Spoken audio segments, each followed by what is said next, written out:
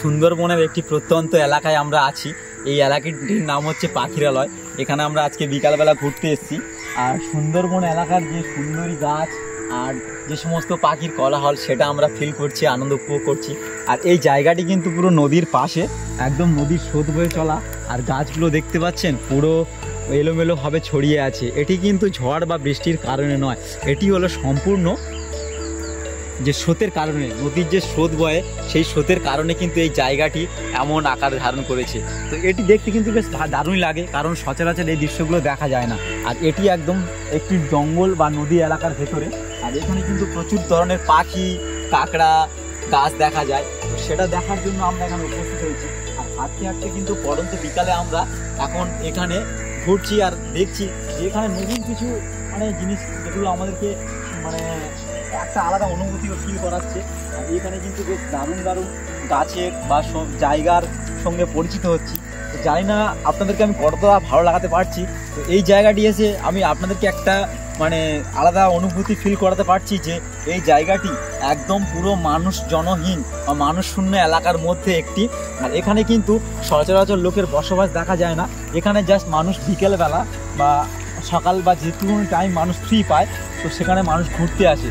আর এই ঘুরতে আসাটা আমার মধ্যেও পড়েছে যে আমিও চলে এলাম আজ ঘুরতে।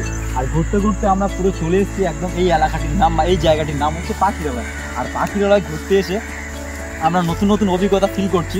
আর ফিল করতে করতে আপনাদের সঙ্গেও দেখাচ্ছি। আর প্রায় সন্ধে হওয়ার পথে আমরা কিন্তু একদম পুরো চারিদিকটা ঘুরে নিয়েছি বা আপনাদেরকে দেখানোর চেষ্টা করেছি বা দেখিয়েছি। তো আপনারা নিজের চোখেও দেখতে পাচ্ছেন। তো চলুন, আর আপনাদেরকে কিছু দেখানোর মতো আমার এখানে নেই, তো আমি যতটা পেরেছি আপনাদেরকে দেখানোর চেষ্টা করেছি। আর এই পাখির কোলাহল অনেকদিন পরে শুনছি, যেটি আমার কাছে একটা দারুণ অনুভূতি বা ফিলিংস হচ্ছে। আর এটি কিন্তু আমি সম্পূর্ণ প্রাকৃতিক, একদম পুরো প্রাকৃতিক, কোনো শহর বা কোনো মফস্বল এলাকা নয়, এটা কিন্তু সম্পূর্ণ গ্রাম বাংলায়। আর এখানে একটু দেখুন, একটা আমি বক দেখতে পাচ্ছি যে লাল কালার। তো আমি দারুণ ফিল করছি, সত্যি বললে বিশ্বাস করবে না, অবাক দৃশ্য যে আমি একটা বক দেখতে পাচ্ছি লাল কালার। ও ভাই, এই জায়গাটির নাম হয়েছে এই অনুসারে যে এত পাখি থাকার কারণে, এত পাখির আশ্রয়ের কারণে এই জায়গাটির নাম হয় পাখিরালয়। তো পাখিরালয় জায়গাটির নামের সঙ্গে কাজের কিন্তু খুবই মিল আছে। আমি কিন্তু এখানে এসে দেখেছি বা আমি নিজে থেকেও ফিল করছি। তো দেখুন, এইখানে এই জায়গাটির নাম একদম পুরো নামের সঙ্গে কাজের মিল আছে। তো পাখিরালয়, তো যেখানে পাখিরালয় সেই জায়গাটির নাম হচ্ছে পাখিরালয়। আর আমি পাখিরালয়তে এখন বিদায় নিচ্ছি।